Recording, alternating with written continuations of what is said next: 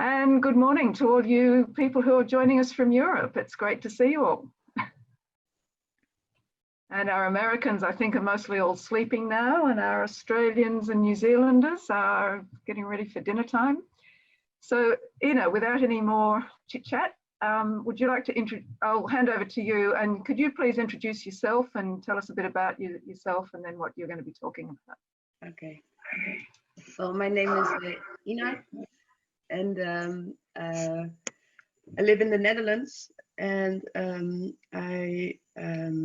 what can I tell about myself? I'm married to Hanno, who's sitting next to me. We have two beautiful girls who are playing downstairs at this moment. And I'm reading the book for quite some years. And in the Netherlands, I'm active for the Urantia book. My father was the president in the Netherlands for the Stichting Urantia.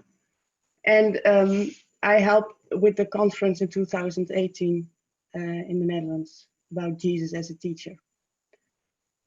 So that's, I don't know if there are more questions. Do you want to tell us what the subject of your presentation is going to be about? Well, today I want to talk about Jesus' teaching methods. I was cleaning up my house 2 weeks ago, just like the rest of the world, I guess. And I found my notes from preparing the conference. And then I sat down on the bed and I read all my notes and I discovered something. And for me, it was very important discovery about Jesus' teaching methods, and especially about asking questions. And then I started to write down my experience preparing for the conference in 2018, and also applying Jesus' teaching methods in my personal life. So that's what I want to discuss today with you all. Before I'm starting my presentation, I think in the Netherlands we have some wonderful news, because after the conference it was a bit silent, and last month or in March we had a new president in the Netherlands, and she is Arike van Tuyl, and maybe Arike can raise her hand and maybe say hi to everybody. Hi everybody. Hello, Since nice to a meet couple of you. months I'm the president.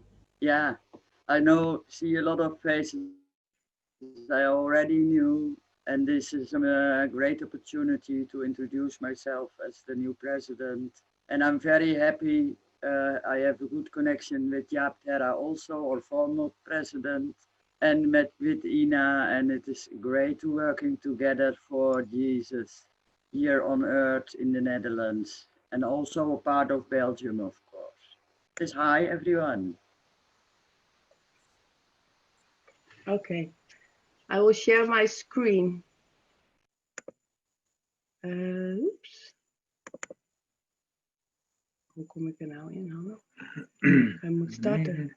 Hij moet starten. Oei. Je gaat boven zetten. En dan pak je die. Wacht even. Hij doet het nou. Okay. Ja, techniques, yes. This morning I was so thankful I could have my breakfast with Sandra. I was a bit nervous for today because Chris sent me this email, Ina, would you like to speak? And then I said, oh yes, but I don't like speak in public. And I thought by myself, why did I say yes? But I need to practice this. But then I was a bit nervous, and Sandra started speaking, and she had this nice meditation, and I felt relaxed again and had compassion for myself. And then I thought, okay, we're just going to try do this, and we're all in this together. So I will start with my presentation. Okay. Before I start, I'm hoping you have a pen and paper, a pencil and a paper, and I want to ask you if you can write down some questions to Jesus. Like if we knew Jesus would join us today, like later this day, and you were able to ask him 3 questions, what questions would you ask him about your personal life or about the world or whatever. And if you have 10 questions, just write down 10 questions. And if you only have one question, just write down one question. That's where I want to start with. So I'll be silent so you can write down.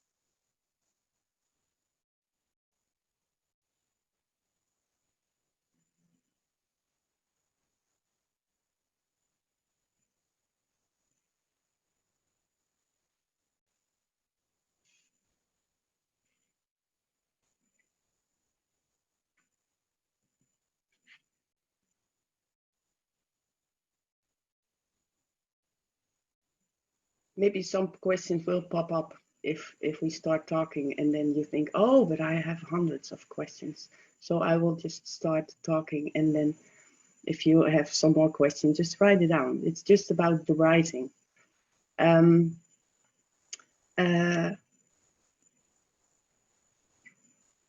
talked to you about asking questions. That's what you just did. You just asked questions to Jesus. And in these last years, I had an experience by preparing the conference in 2018, because we had 3 years to prepare ourselves for this conference. And this morning, I want to show you what happened along the way, what we experienced as a person, but also as a team. And then I like to refer it to the teaching methods of Jesus to his apostles, and also to us in these days. But then we have to go back to 2015.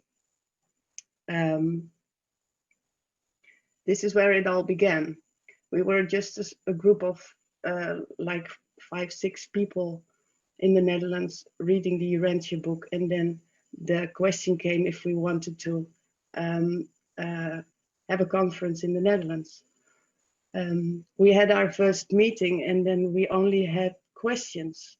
Where do we have to start? Because we didn't have the money, we didn't have the people, we didn't have the knowledge, we didn't have the connection with all the people within the UIE and over the world, and we didn't know where to start. So we only had questions. And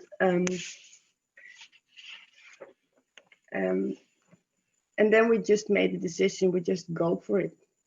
And that was our plan. The plan is we go for it. We made a commitment. And the most important thing I noticed these days was that we talked about Jesus, and then we said, we are going to work for Jesus. This is what we're going to do for Jesus. And he will be our teacher, and he will be our guidance. So we started, kijk maar.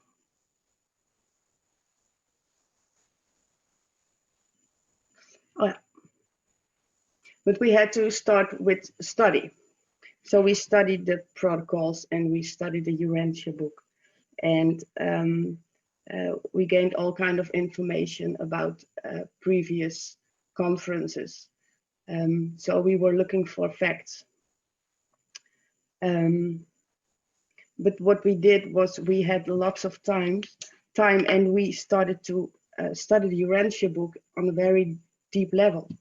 So we took 1 year to read like 3-4 hours a day, and then we discussed every week the papers we studied, and we meditated on the subjects, and we asked questions. And what happened is that I was cleaning up my closet, and I found notebooks full of questions to Jesus, questions for members of the UIE, questions to all readers around the world about Jesus' life, about making a conference work, just a lot of questions.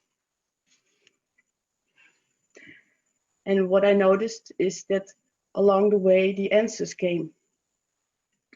Sometimes the same day, sometimes by reading the book, sometimes by joining the Zoom meetings on Saturday evenings with Jeffrey Waddles, sometimes just experiencing in life or just discussing it together. And then we wrote down our answers.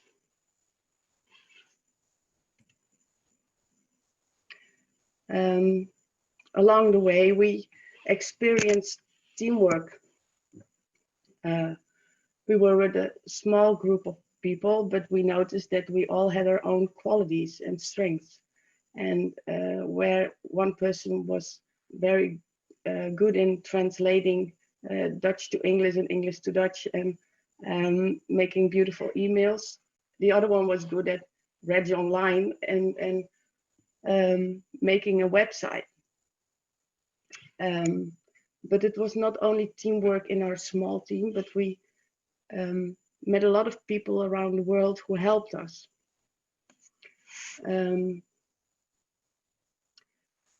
During this journey, as I say, we met people who helped us getting a better understanding about Jesus' teachings and about his life. But we also joined a conference in Budapest where we made new friends, and everybody was willing to help us with all kinds of things. So we started working in the Netherlands as a team, but also connected with a lot of people around the world.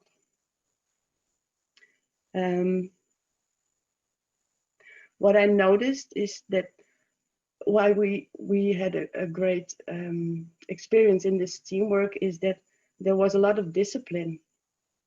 We had a good agenda and we listened to each other. We worked with a plan, and we had a hierarchy. Hoe noem je dat? Hiërarchie? Yeah, hierarchy. Hierarchy. So everybody had their own part of responsibility, and we never discussed each other's tasks. Maybe the most important thing in this teamwork is that there was no ego, because we always said we work for Jesus. This is what we do for Jesus.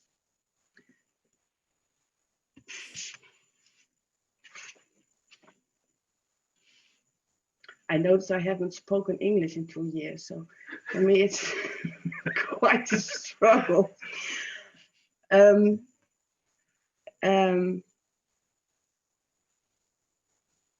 Okay, I will read this. Asking questions. This process of asking questions was very important for us personally, as for us as a team. When I think back, it was our behavior and our ways of staying students during this process that made us stay open-minded to each other, but especially to Jesus, by asking questions, taking time to wait for the answer. Praying and meditating together before and even during Zoom meetings.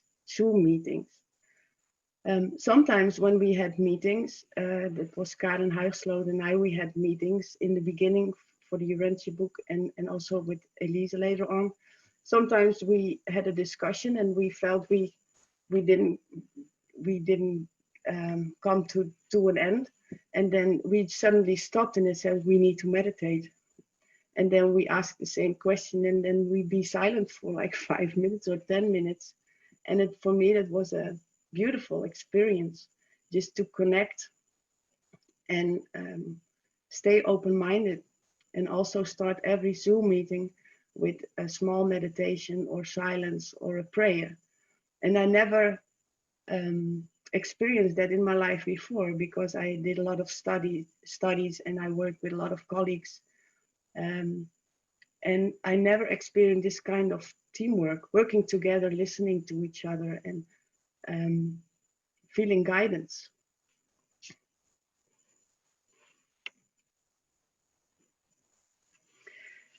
in America, you have this expression, elephants all the way down. Is there somebody who can explain to the rest what elephants all the way down means?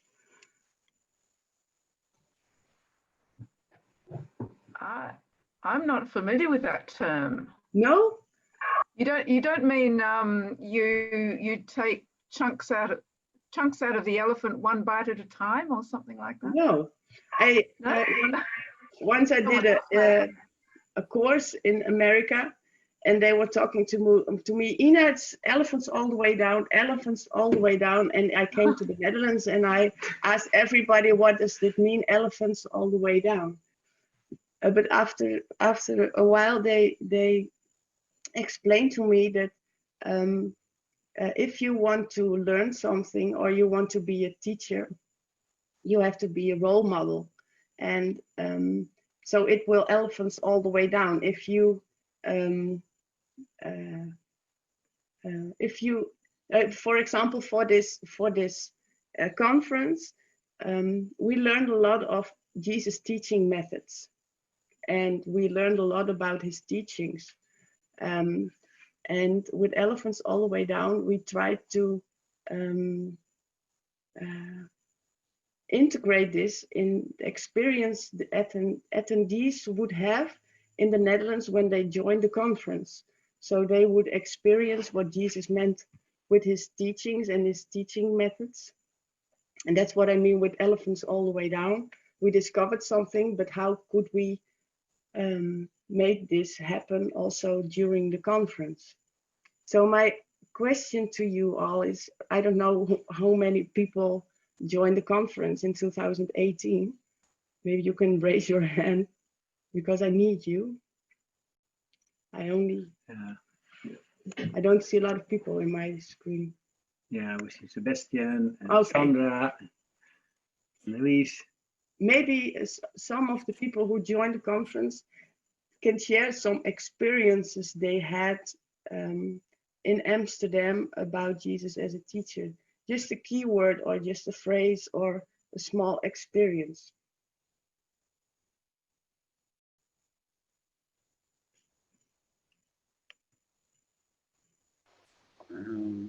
I can share my experience I had in a conference. I just have read the Urantia book before the conference, I think 6 years on my own.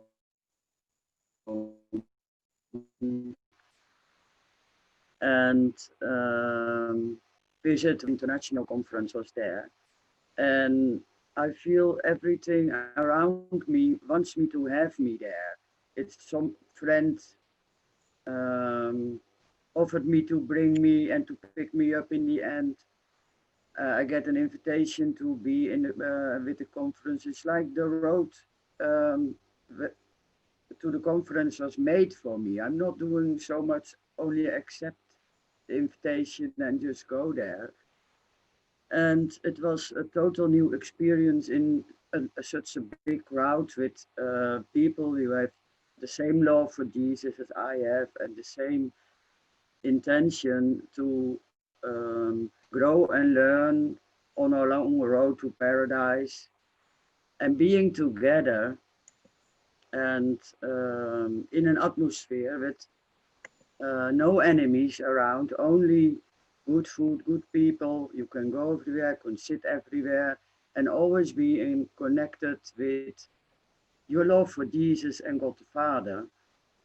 That when I'm back at home after the conference, I was so much enlightened, like I feel I have a little sleepover party in heaven already on the mentioned world.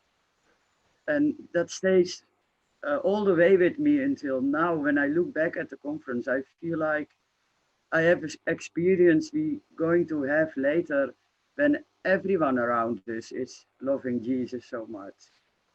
And that has a big impact for me in my life. And meeting so much loving people. Thank you. Thank you. Yeah. What we you are subscribing what we wanted to achieve, and I wrote some things down, like what we wanted to achieve there. It's like experience, not only talk about Jesus as a teacher, but experience what he meant, like the brotherhood, like meeting all new peoples. And we had breakout sessions where we just threw all the people together, especially the people who didn't know each other from different countries. And we wanted to make feel everybody real welcome in the Netherlands. So when we discussed it, there would always be someone at the door, or just be a good host so people would feel embraced when they were arriving in the Netherlands. Also at the airport, just to start with the airport, that someone was there, and with all kinds of things, and yeah. It was all about the during the conference. There was so much love, and everybody asked questions to each other. I've never had a meeting for these days that you learn to know people, really learn to know them, and ask questions about how is their life, how is their home situation. We learned to know so many people in a very short time by asking questions, and I think that really made an experience not to forget. For us, it was also a very beautiful experience. There was so much joy and energy and love, and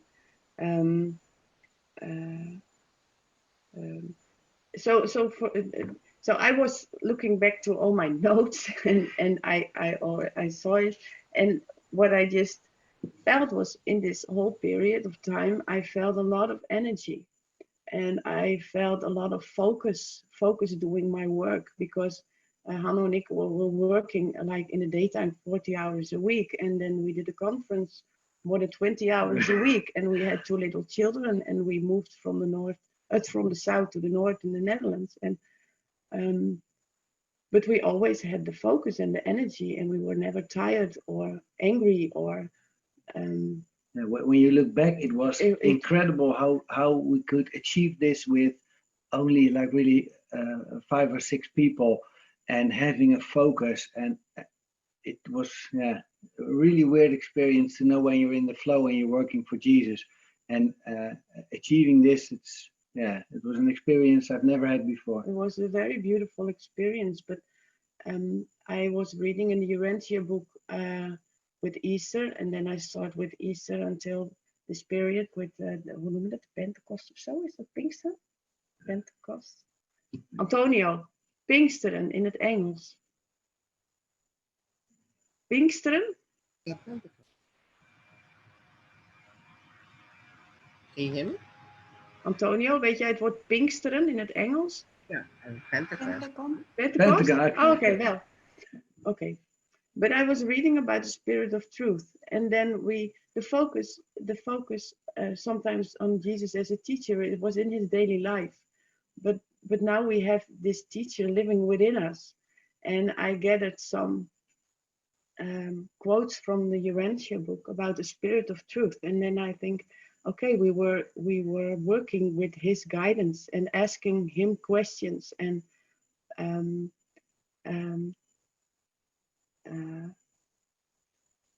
I found something. Maybe if you're interested, you can look it up later in your own book.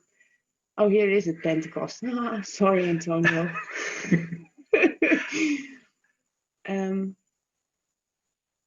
It's about what I read was that Jesus is living in us, and we can ask him questions, and if we wait for the answer, we can feel it in our heart, and we feel what we have to do. But it's an active life, not sitting at home studying the Urantia book and meditating in your own, but be active and do something in your life. And I found another beautiful. The teaching methods in life had their limitations, because he also said to his apostles, I had to teach you in parables. parables, Parables. telling you stories, and now I'm living inside of you. So I can teach you in a greater understanding and in a very better way. So, Ina, yes, can you read out these quotes? I find it hard to read and listen. So can you read them out? And we can all read together. yes, but I can't read the whole sentence because then I see your faces. Hoe doe je dat, Hanna? Ja, kan je het kan zetten. Ik weet het niet. Oh, we're seeing your screen. So Yeah, the screen is over our text, so we see everybody in the right, and it's over the text, so we can't read the whole text. I can read the sentences and then skip the last part. Pentecost, with its spiritual endowment, was designed forever to lose. Well, maybe somebody else can read it who can see it. Nee, die zien dat ook. The religion of the master, from all dependence upon physical force. Ik moet anders kunnen. I don't know. I can't read it because. okay, would you like me to read it? You have the full screen? Yes. Oh.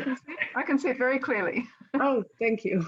It's a lovely paragraph, and I think it would be really nice if we could read it to accompany what you're talking about.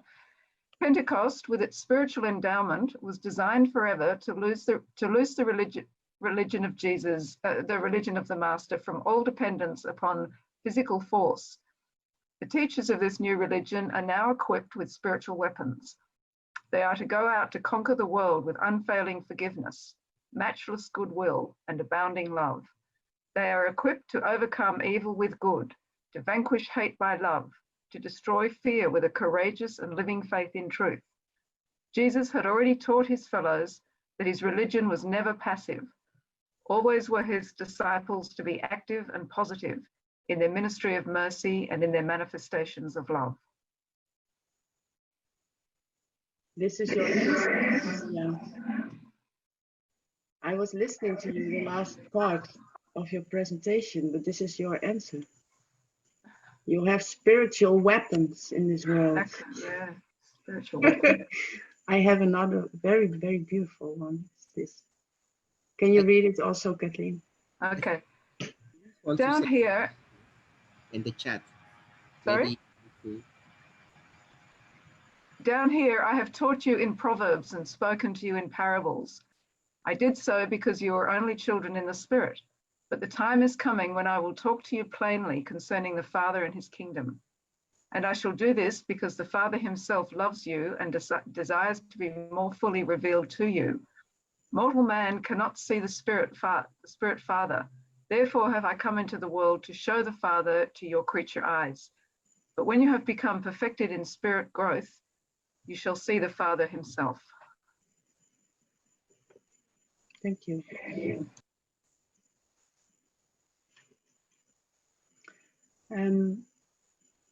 For now, I would like to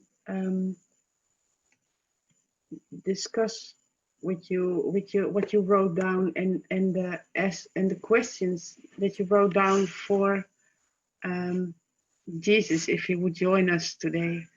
Maybe someone can share these questions or something you want to say about this presentation.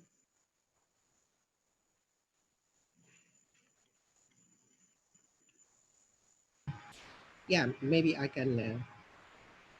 My question would be, or is, do you think Jesus would be satisfied about our conference, the conference that was held in the Netherlands?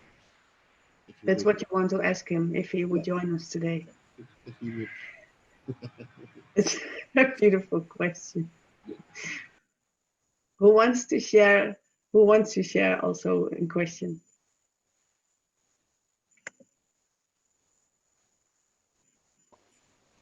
I have a question. My first question was, Jesus, will you hold me? Because when I'm praying and giving my love to Jesus, I always think of when I'm on my road to paradise, and then the time comes and I get Jesus, how will it feel when he holds me? Dus when I can meet him, I'm sure I ask him that first. Ooh. And then, what can I do for you? And will you show the path you want me to go? Beautiful questions, Yeah. especially in this time of Corona when everybody Yeah. needs a hug. Yeah. Everybody's sitting in the screen. Yeah. That's my Yes. questions. Yeah. Hi, I have a question if it's time. Is it okay to speak now? Yes, of course. Well, I'm from the US. I'm on the East Coast. It's around 4:30 in the morning here. But I have been enjoying this so much, I decided I'm staying up until I can no longer keep my eyes open. But my question to Jesus, and mine is personally related to where I live, is this president of ours part of your plan? Were you able to hear me? Everything froze up. Oh, Yes, we could hear you. I just want to know, I forgot his name, but the person that was talking before you about the communication styles, I realized, I was starting to get too much hate in my heart. And so I've been turning it over to Jesus. So, because I don't want to have that, I try to practice a life of where I don't wish anything ill on anyone and have no hate. But this president, every time he opens his mouth on TV, I'm screaming at the TV. So I'm asking Jesus, please, will this end soon? Will this man get out of office? Is this part of his plan? Is this the way he's going to teach us that we have to rely on the Father? It reminds me, your question reminds me of the time during your question and the answer. Sometimes you ask questions and you want the answer right away. And sometimes in heaven, they say you have to wait because the plan has to be unfold, or the answer, you have to wait for the clearer answer. So in this particular maybe if case, Jesus would join us today, you would get your answer. Yeah, well, it's hard to wait in this particular case. We are women. We don't have a lot of patience, right? No, no. I want to correct it. I want the solution right now. Thank you. Yes, thank you for your contribution. Is there another who wants to share something with us? I would be happy to share if nobody else would. Yes, you can, Louis. Thanks, Ina. And I had the privilege of being invited to participate in the Amsterdam conference and run a workshop session there. And some of you were there. And what I liked about what you said earlier related to the questions that we all have, and there were a lot of questions being asked in all the various sessions that we had in there. But for me, what you said about the importance of doing something practical with the teachings and in the revelation is something that was very important and that I saw in action at the workshops. Because when you bring a bunch of Urantia book students together and try to do something of benefit to all of you in those sessions, there is something that emerges by sharing perspectives, by sharing views,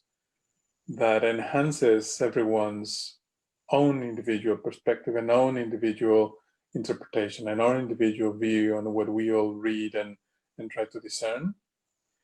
My workshop was about negative emotions and how to spiritualize our response to those. And I can tell you that from some of the learnings that we had during those sessions, for me, I took away gems that I have been able to use further and that, for example, are now inspiring some additional work that we are doing together in our community.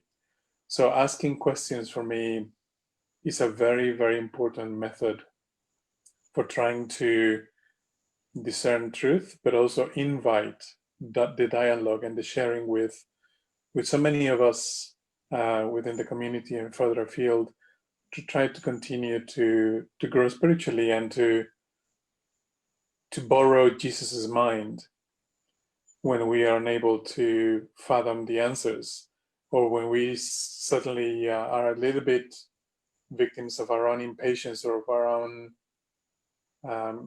lack of understanding or visibility of the bigger picture. And that's what I wanted to share. Thank you.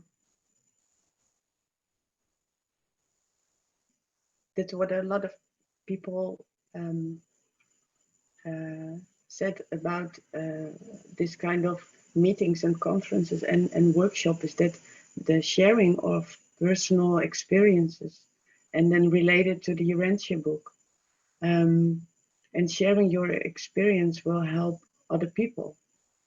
I was listening to Sebastian this morning, and then I wanted to give him an applause because he was very vulnerable. How do you say it?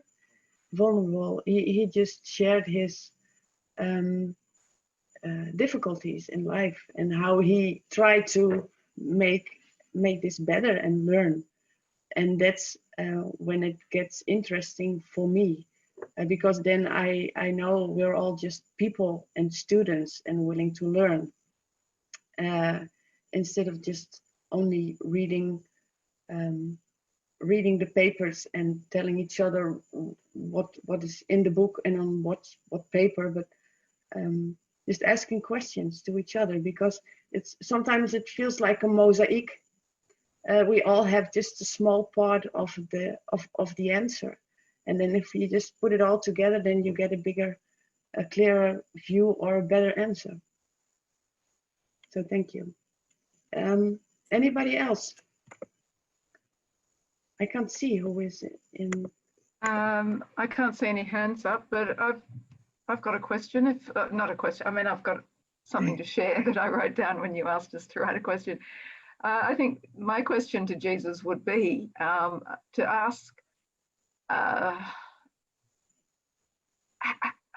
can we be better at bringing people into the kingdom, into his way? How can we, how they say you can't really tell people about the king, about the gospel and his teachings until you've actually brought them into the kingdom or into the family of God, or into, they need to be interested. And I have a lot of people in my life and people close to me, in family, extended family situations that are just professed atheists, but they're lovely people. And you think, well, they're only atheists because they don't really get it. They don't really understand what true religion is. But it's, and I just do what I can in living my life according to my, my beliefs and all that kind of thing. But I don't try and influence them to read the Urantia book or anything. They all know what I do and believe in God, and I read the Urantia book, but I don't go there and try and discuss the Urantia book with them. But it's just, I go home at night sometimes after spending time with them thinking, how can I get these people to understand that, religion is not just about the Bible and all the bad things and all the wars and religion, all these sort of cliches about, well, religion, look what religion's done for the world. It's just brought about, wars and all the terrible things and the Catholic Church and all these things. And to try and get them beyond that, and talk about a better concept of Jesus or a better concept of God or deity, you don't, it's just a really difficult place to go with them. And I think I'd just like to ask Jesus, how can I be better at talking about your teachings and your, our Heavenly Father in a way that's not going to sound like you just like someone else who reads the Bible that everybody's sick of hearing about, You've got to find ways of being able to share the teachings to people as you find them. And if the trumpet blasts of the old ages aren't going to work, as we know those aren't going to work anymore, it's just getting better at being able to talk about the nature and character of God in a way that can really touch their souls, And I guess that would be my question to Jesus. How do I do it better? How do I do it better? You stole my question. That's Wanna the be better. question I always try to answer. It's always it's the funny thing. It's always by acting, and the acting part, being joyful, being cheerful, being loving, being and doing this at such a great way that it looks like you give light all day. But that's something I have to learn because yeah, I have my moments.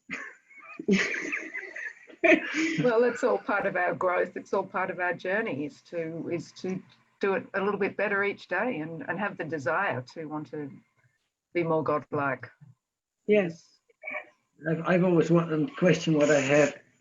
How would you do this when I'm at work or people are discriminating, or then I kindly ask them and then ask it again, and then sometimes I stop because I think they don't know better, and certainly when they're discriminating or something, or colleagues, or I say we're all people, we're the same people, color doesn't matter, but you don't enter them, and I think, how would Jesus do this? What would Jesus Yeah, do? what would he do? That's the question which comes every day, a lot of times. But yeah, that's one question coming back all the time. How would he do this, and how would Jesus talk to these people? And that's I wish I had more connection to get the answer and help these people, or learn them, or learn to be lovely, or good to other people, and see them as brothers and sisters. But For me, it's also always so difficult to wait for the answer or to ask Jesus during the day, because then you take time to meditate or ask your questions, and then the day goes on, and then I forgot my question. So Jesus must think about me like, oh, Ina, what's your question? Because you asked me 10 questions these days, and when do you want your answer? So what I notice is when I write things down, and I'm more connected to my life and the things I want to learn, or the things I find difficult, and I write it down. I started writing down again in my notebook, what are my questions? And then I stick to my question. Yeah, so that's my experience. So maybe other people also have it.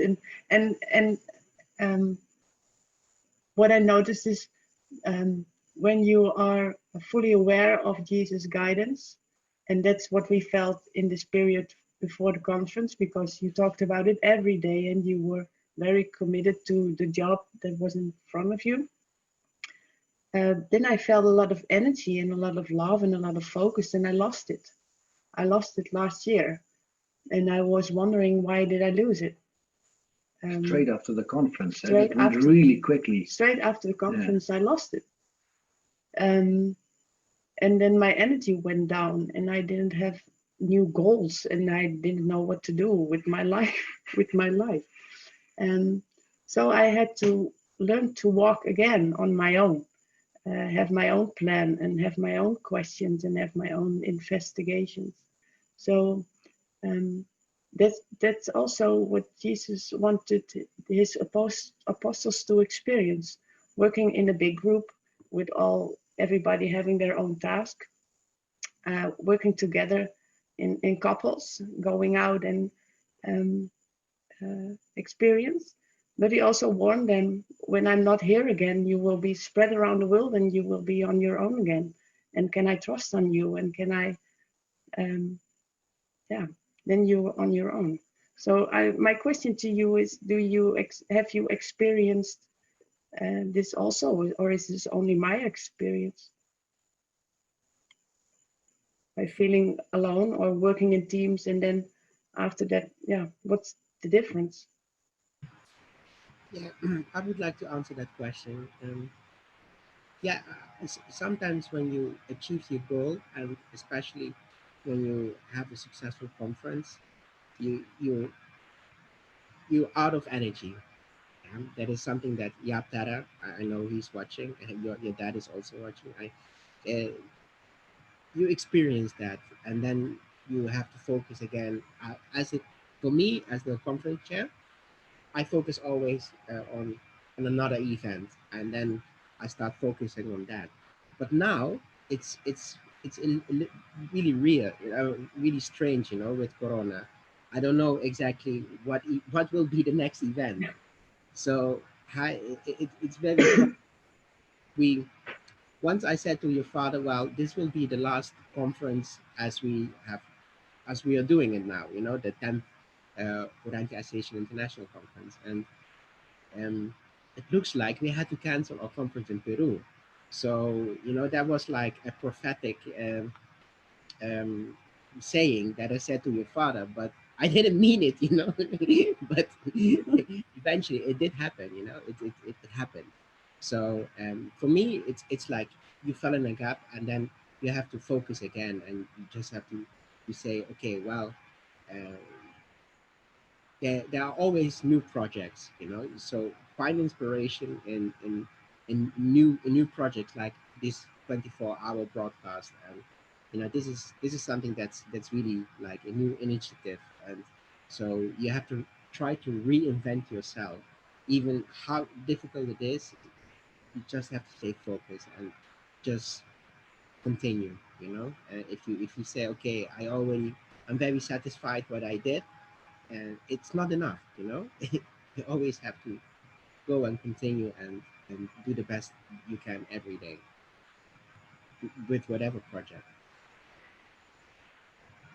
And I think every time you give out a lot of energy when you're doing a service project, like creating a conference, I mean, so much time and effort goes into it that you need in-breathing time. You're so involved in doing so much, and I've had that experience too. I know what it's like to be very excited about the teamwork, and we did one in 2006 for the Urantia Association here, and we had people coming to stay at our house about every quarter, I think, for 2 years, and that was the planning committee. And we bonded and we had such a great time. And then we had the conference and it was very successful. And then after that, it was like, I want all my friends back. I want them all to keep coming and staying. Yeah. We no longer, and so we actually invented a new reason to get together, and we started getting together again for a little while. But you do need to step back and just have some in-breathing time after something like that. I think it's a bit like if you do a performance. I don't know if you've ever been involved in a performance, like you put together an opera or something like that. Not that I'm an opera singer, but I've been in a thing in high school. I remember doing a Gilbert and Sullivan, and I was part of the cast, and it was so exciting all the time we did it. And when it finished, I didn't want to do anything anymore ever. It was so deflating that now that's all over, and where's all the excitement going to come from now? Yeah. You get over that. You just have to in-breathe a bit, and then you find a new adventure to go. That's what's going to be so exciting about our eternal adventure. It just keeps going. But you do feel the difference between just work or just a project, or a project with a higher goal, or a project with guidance.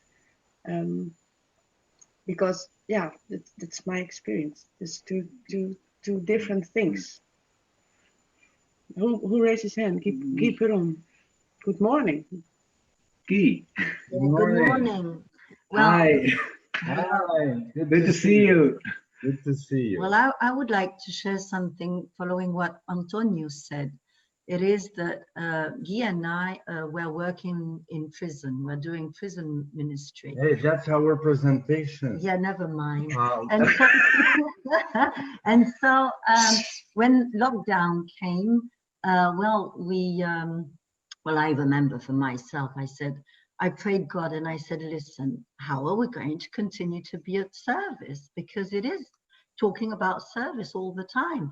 And lockdown means we can't go out anymore. So please inspire us on how we can do now with this situation. And I'm coming back to what Antonio said. Well, the situation is like that, but God is always present and can always guide us to do something. And so, it was, why don't you do a Zoom every day? And so I put on my Facebook the possibility of joining us on a Zoom in English and in French to talk about the consequences of lockdown in personal lives, etc. And ever since the beginning of lockdown, that's what we are proposing. Every day there is a group at 4 o'clock in French, and either 1 o'clock in English or in the afternoon later on. But what's interesting is that every day there's somebody there, and it has been a possibility of expression of God's will, because what we understood is that what's important is to organize ourselves to propose a place and a space and time where God can organize himself in it. And it is amazing what we discover, just being on time and letting God organize himself. And so there are people, there's always a nucleus in that group, and there are people coming and going because they are going back with something and it's working in them, and then they're coming back sometimes 2 days after. And but we see how well it's organized, and it's nothing to do with us. We just have to organize a space and time. And that is something really incredible to discover that, because I know by myself, I've always tried to organize God, but the good organizer, it is God.